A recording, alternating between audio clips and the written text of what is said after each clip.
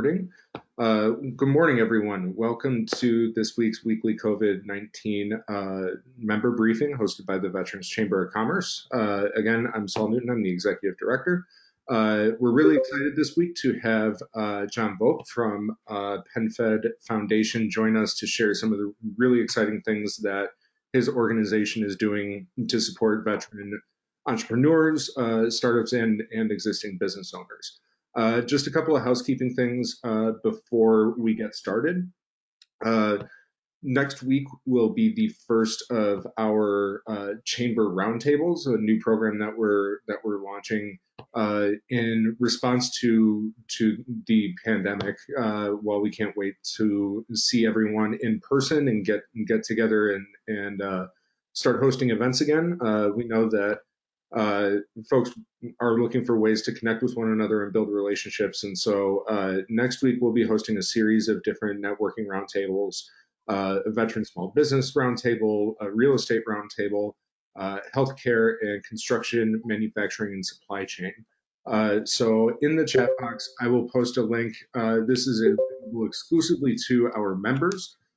So if you are a member and you are interested in participating, please check out these different networking groups and sign up for any that are of interest to you. So with that, I will turn things over to John from PenFed Foundation. John, take it away.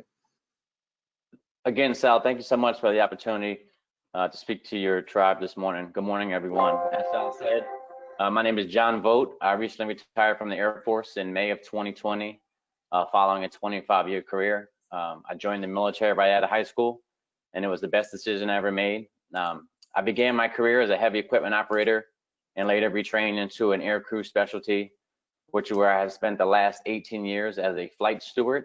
I've had the opportunity to travel around the world on multiple occasions with our nation's leaders, and I spent the last 3 years as the operations flight chief at the Presidential Airlift Squadron, where I was assigned to Air Force One.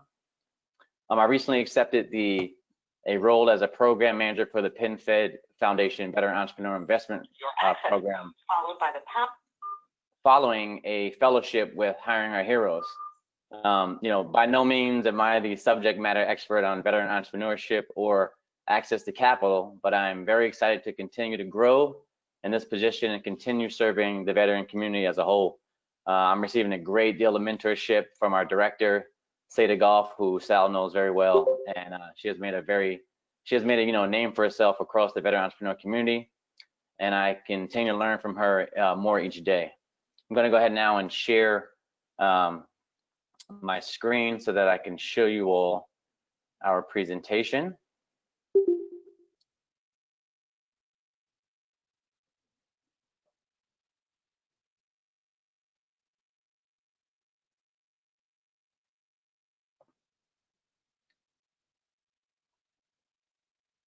Okay, kind of an overview of the foundation. The PenFed Foundation was founded in 2001, and we are the nonprofit side to the Pentagon Federal Credit Union. The foundation was established to provide financial support to veterans and has since provided more than $38.5 million in financial support. The mission of the foundation is to empower military service members, their communities with various skills and resources to realize financial stability and opportunity. And our vision is that all service members are able to serve our nation free of financial worry, and that every veteran has a strong financial future. I'll kind of skip the first part because we're going to go into that a little more here in a second. But the three programs that kind of fall under the foundation are the Veteran Entrepreneur Investment Program, like I said, which we'll get into here shortly. We also have an emergency financial assistance program that provides emergency assistance for financial related debts, things of that nature to service members. We provide caregiver support, and as well as financial education certifications and things of that nature related to just additional education for veterans and spouses as well. Our Dream Makers program is pretty exciting. That allows first-time veteran homeowners. We provide grants for down payments and down payments for their first home, as well as closing costs. And there's an application process. All this can be found on the foundation website. And again, you know, the priority of the foundation is just to help build financial stability across the veteran community. Going back to the VEIP program, which again is the Veteran Entrepreneur Investment Program, we operate off of 3 lines of operation. The lines of operation are education, preparation, and investment. The education piece, which is up next, you know, we've gone viral as everyone else has due to the pandemic. But before the pandemic, we would do various pop-ups across cities. One of the previous slides mentioned the top 20 cities report. So annually, we have a survey done where it is determined which top 20 cities are the best for veteran entrepreneurs. And we go to these cities and provide pop-up education related to, you know, so what do you do, startup financials, investors, the who, what, when, and where, leadership and access to capital, as well as various pitch preparation boot camps. And again, we moved to a virtual platform because of the pandemic, I think like most people have. But again, you know, we do this to engage military and veteran entrepreneurs through entrepreneurial education, resources, and networking connections to inspire them to grow their businesses. Our goal for 2020 is to reach at least 2,000 veteran entrepreneurs, and we have already exceeded that. So, you know, we're on target, and we look to continue to raise that number as much as possible. The second line of operation is preparation. We have a master's program. Our first cohort is set to launch September 14th. Our master's program is a startup fundraiser accelerator. It consists of a 6-week boot camp, and that boot camp covers the due diligence around startups. The program also comes with 1 year of mentoring, and we hold these master's programs twice a year. In addition to the 6-week boot camp, which the very first week opens up with a retreat at Patriot Point on the Eastern Shore of Maryland. And we do team building at that retreat, give an opportunity for the cohort to get to know each other, as well as the startups to mingle with one another. And then we'll start the first week of the class at Patriot Point as well. And that will be around financials. Additionally, each cohort receives an hour a week of mentoring from a mentor related to their particular business. And then additional coaching, which is all virtual as well. Again, these cohorts are held twice a year, and our next cohort applications will open in January, February of 2021. So at the end of this webinar, I'll be able to answer any questions. But if anyone is interested in the master's program, you know, our additional information can be found on our website. That website is veip.penfedfoundation.org, and the mission is just to, as it says, you know, prepare growth stage veteran-owned startups to raise investor funds and scale their businesses. And the vision of our program is that a nation where military service is the most reliable pathway to successful entrepreneurship. The master's program is free to anyone who is accepted into the cohort. We are sponsored and is being presented by SOSI, which is SOS International. It's a large, you know, government-based industry. And they have been, you know, very generous and have offered this opportunity to, again, the veteran entrepreneur community. And additionally, each company will receive a $5,000 professional services account, which will be used for, could be used for travel, both airfare, hotels, any professional services related to growing your business. Kind of some of the stuff I've already touched on. It's a 1-year program. It prepares the growth stage veteran-owned startups to raise investor funds. Again, it kicks off with a 6-week in-residence boot camp. In-residence was what we planned on prior to COVID. So weeks 2 through 6 will be virtual. Week 1 is in-house, like I mentioned, at Patriot Point. And then we culminate each cohort with a deal day where the startups will be able to pitch, not necessarily pitch, but shop their startups in front of a room full of investors. Speaking of investors, that is our next piece of our program. The program itself, the Veteran Entrepreneur Investment Program, and our foundation invest in startup veteran-owned startups that are post-traction. Post-traction meaning you either have some sort of revenue, or you just have contracts or have letters of intent. Our investment program is an application-based deal where, again, on our website, we have an option for you to go under investment, apply, you upload your financials, you pitch, things of that nature. And then quarterly, we hold review boards. We have a select panel of both internal and external investors, and our team itself who reviews each application, and we invite these companies in to pitch and for the opportunity to potentially receive investment. The average investments are range from $50,000 to $250,000, and some of the companies we have invested in so far, our portfolio companies, are True Made Foods, Lease Lock, Honest Soul Yoga, Flagship. We have also worked with other companies such as Family Proud, Milk Money Kitchens. The list goes on and on.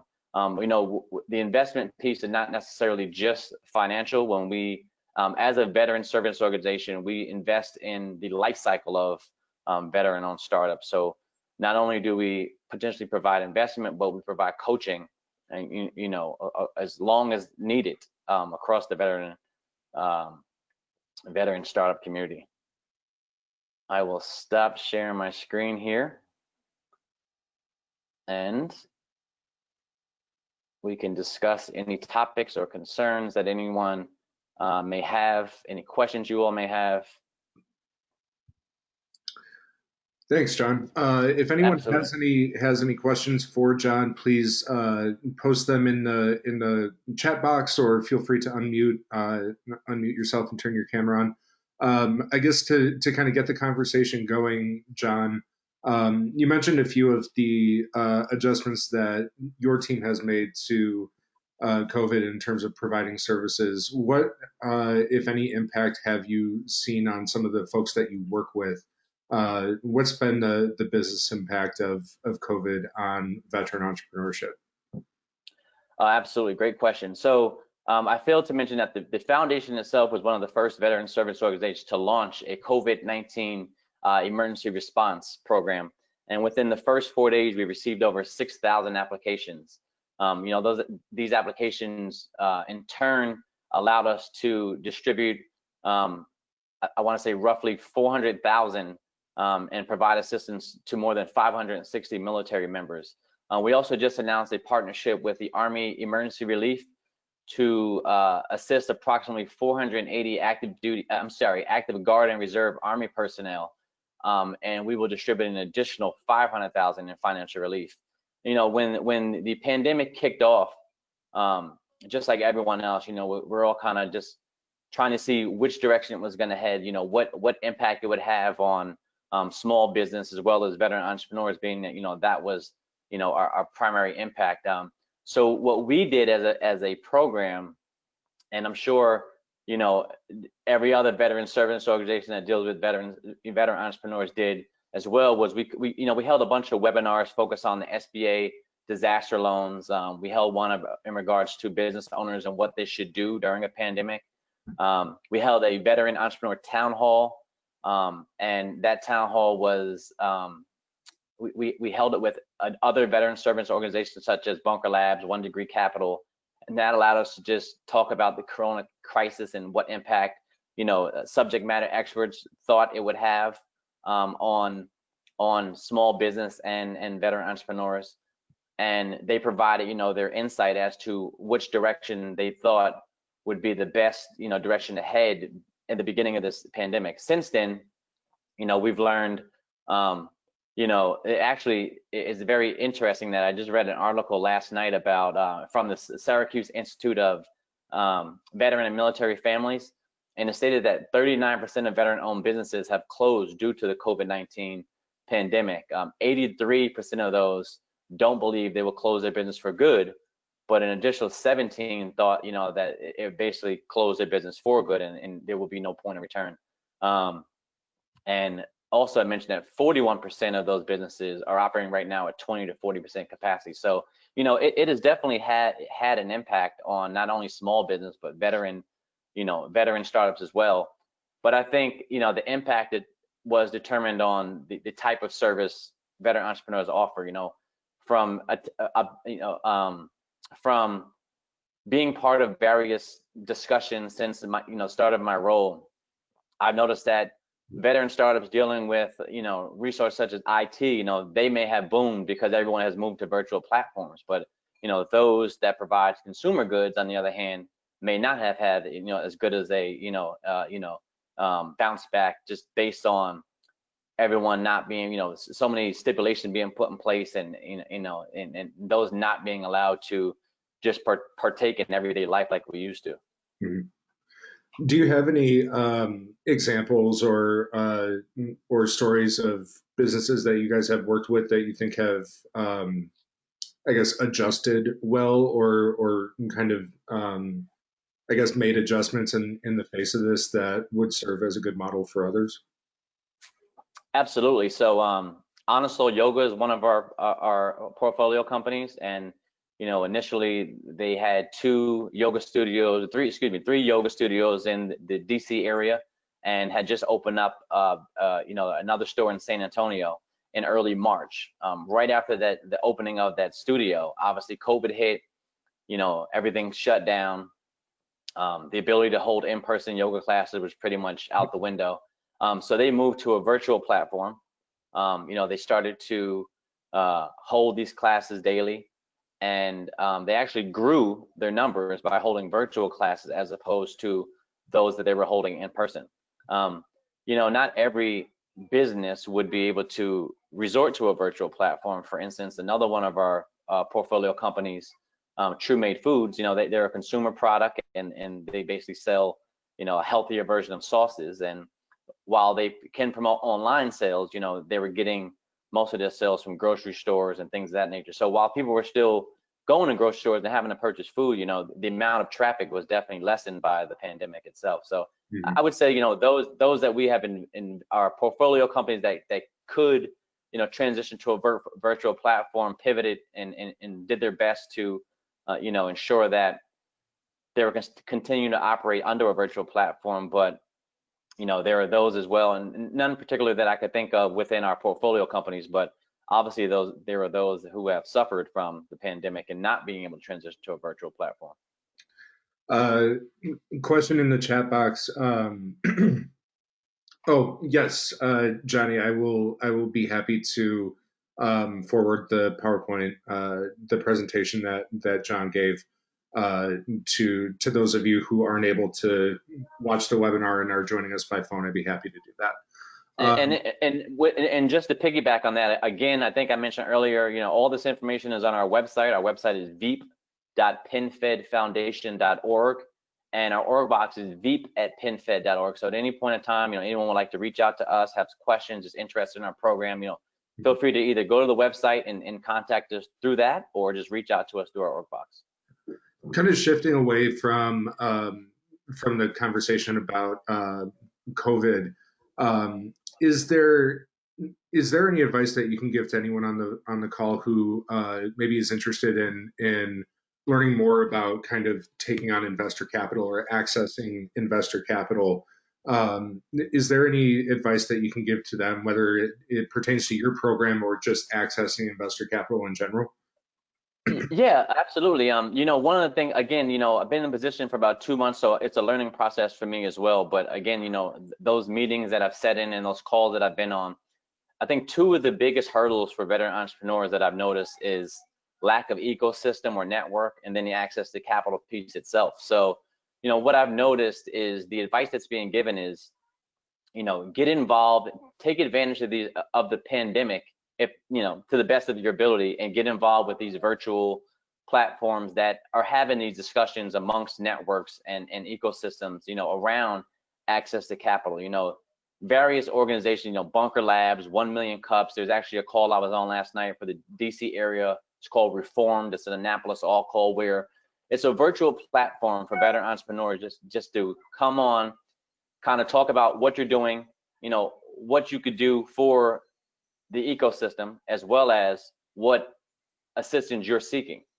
So I think the best bet is just to, again, get involved as many of the virtual opportunities as possible to just have these discussions, because more than likely, as you know, Saul, any any any hurdle that we're facing as veteran entrepreneurs, someone else has already dealt with. So, if you're involved in these virtual opportunities to network and have these discussions, you'll be able to provide, more than likely get the feedback to kind of pivot and head in the right direction and hopefully get the assistance you need.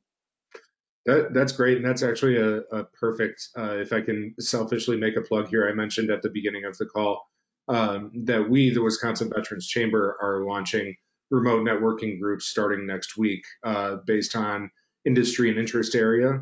So we will have networking groups for individuals who work in the real estate field, healthcare, construction, manufacturing, supply chain, employers, nonprofits, as well as veteran small businesses. So these are networking groups that are exclusively available to our members. For those of you on the call, you can check out the chat box and find a way to sign up to attend those to attend those roundtables. Looks like we have a couple questions that kind of piled up here.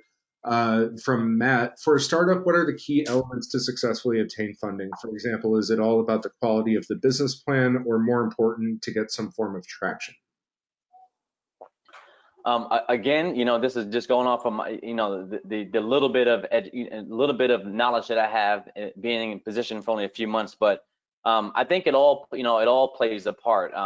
I mentioned earlier, our director of state of golf, she has definitely made a name for herself, and she is constantly coaching veteran entrepreneurs on this exact topic.